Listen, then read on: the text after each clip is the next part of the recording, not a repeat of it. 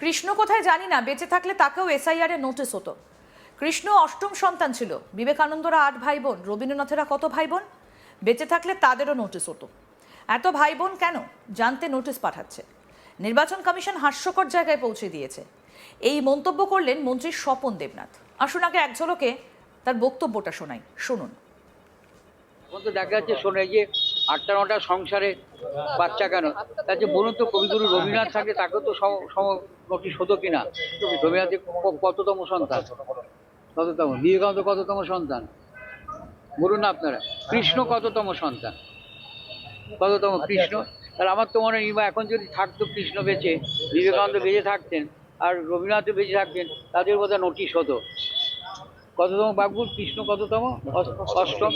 আর বিবেকানন্দ কততম, কটা সন্তান তাদের, বিবেকানন্দ ভাই বোন 8টা কটা, 8টা না, হ্যাঁ। তাহলে আর রবীন্দ্রনাথের কত, তাহলে হতো না। নির্বাচনটা হাস্যস্কর জায়গায় করে দিলেন।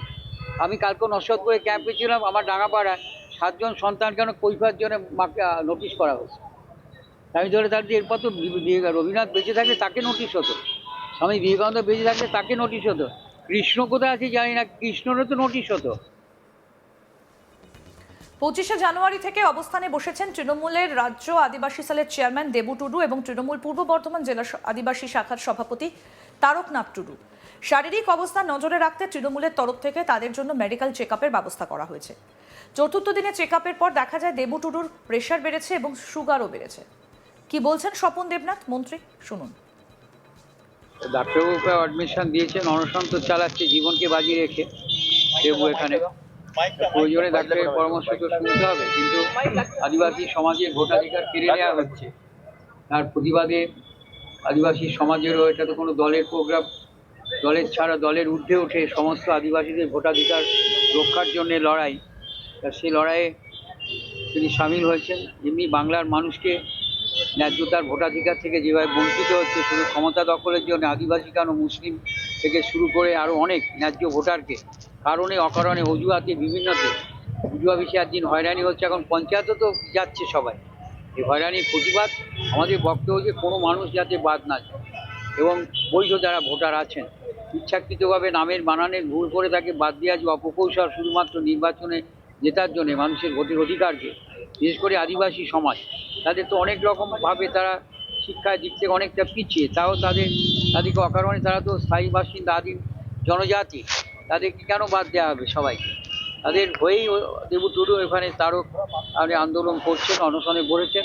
ওর শারীরিক অবস্থা খারাপ, তা আমি নিশ্চয়ই দেবুকে অনুরোধ করবো, ডাক্তারবাবু যে পরামর্শ দিয়ে আছেন আন্দোলন চলবে, কিন্তু দেবুর শারীরিক অবস্থা খারাপ, দেবুর হাসপাতালে অ্যাডমিশন হওয়া ভালো, এবং অন্যজনা তার প্রতিনিধিত্ব হিসেবে যারা থাকবে, মানে এই জায়গাতে তাকেও তো বেঁচে থাকতে হবে।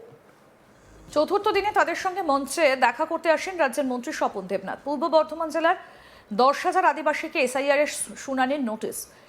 এসআইআর এ আদিবাসীদের ভোটার তালিকা থেকে নাম বাদ দেবার চক্রান্তের প্রতিবাদে পূর্ব বর্ধমান জেলা তৃণমূল কংগ্রেসের আদিবাসী শাখার ব্যানারে অনশন অবস্থানে চলছেন। পূর্ব বর্ধমান জেলার শহর বর্ধমানের জেলাশাসক দপ্তরের সামনে নেতাজি মূর্তির পাদদেশে অনশন অবস্থান মঞ্চ করে অবস্থান কর্মসূচি হচ্ছে। স্বপন দেবনাথ এদিন অনশন অবস্থান মঞ্চ থেকে ক্ষোভ উগরে দেন নির্বাচন কমিশনের প্রতি। তিনি বলেন, আদিবাসী সমাজের ভোটাধিকার কেড়ে নেওয়া হচ্ছে, তারই প্রতিবাদে দেবু টুডু অনশন চালাচ্ছে। দলের ঊর্ধ্বে উঠে সমস্ত আদিবাসী সমাজের ভোটাধিকার রক্ষার জন্য তার এই অনশন অবস্থান। শুধু আদিবাসী নয়, ক্ষমতা দখলের জন্য আরও অনেক ন্যায্য ভোটারকে কারণে অকারণে বিভিন্ন অজুহাতে মানুষকে হয়রান করা হচ্ছে।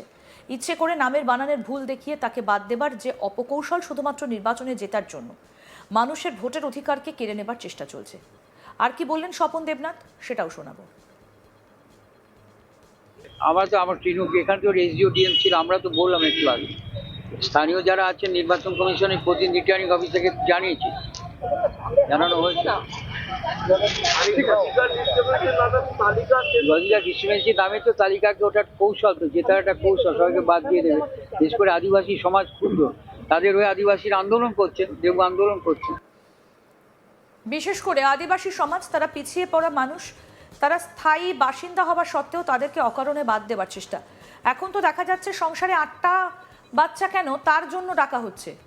মন্ত্রী কটাক্ষ করতে ছাড়লেন না, বলছেন কৃষ্ণ কোথায় জানি না, বেঁচে থাকলে তাকেও এসআইআর এর নোটিশ পাঠানো হতো। কৃষ্ণ অষ্টম সন্তান ছিল, বিবেকানন্দরা 8 ভাই বোন, রবীন্দ্রনাথরা কত ভাই বোন? বেঁচে থাকলে তাদেরও নোটিশ হতো। এত ভাই বোন কেন জানতে নোটিশ পাঠাচ্ছে নির্বাচন কমিশন একবারে হাস্যকর জায়গায় পৌঁছে গিয়েছে। মন্ত্রী স্বপন দেবনাথ এদিন নেতা দেবু টুডুকে অনশন ভাঙার জন্য অনুরোধ করেছেন।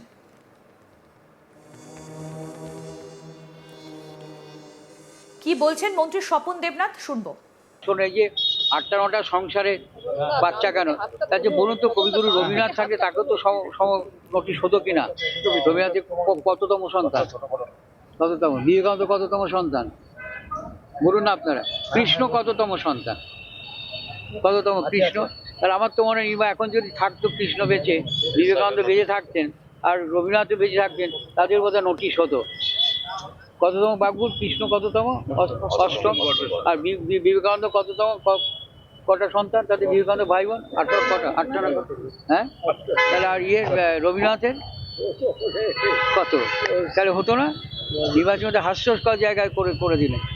আমি কালকে নসদপুরে ক্যাম্পে ছিলাম, আমার ডাঙ্গাপাড়ায় 7 জন সন্তান কেন কৈফার জন্য মাকে নোটিশ করা হয়েছে। আমি ধরে থাকছি এরপর তো রবীন্দ্রনাথ বেঁচে থাকলে তাকে নোটিশ হতো, স্বামী বিবেকানন্দ বেঁচে থাকলে তাকে নোটিশ হতো। কৃষ্ণ কোথায় আছে জানি না, কৃষ্ণরও তো নোটিশ হতো। ভোটের আপনাদের এবার শোনাবো কি বলছেন তৃণমূল কংগ্রেসের জেলা সভাপতি দেবু টুডু। পায়ে হাতে ব্যথা যন্ত্রণা হচ্ছে, এমনি আর ঠিকই আছে। সুগারের সমস্যা তো আছে পায়ে। 4 দিন তো কিছু অনশন চলছে, সেই জন্য হয়তো হচ্ছে। কি করা যাবে, সে তো সমস্যা নেই, সংগ্রাম লড়াই। তো মানুষের জন্য আমরা খোলা আকাশের নিচে আছি।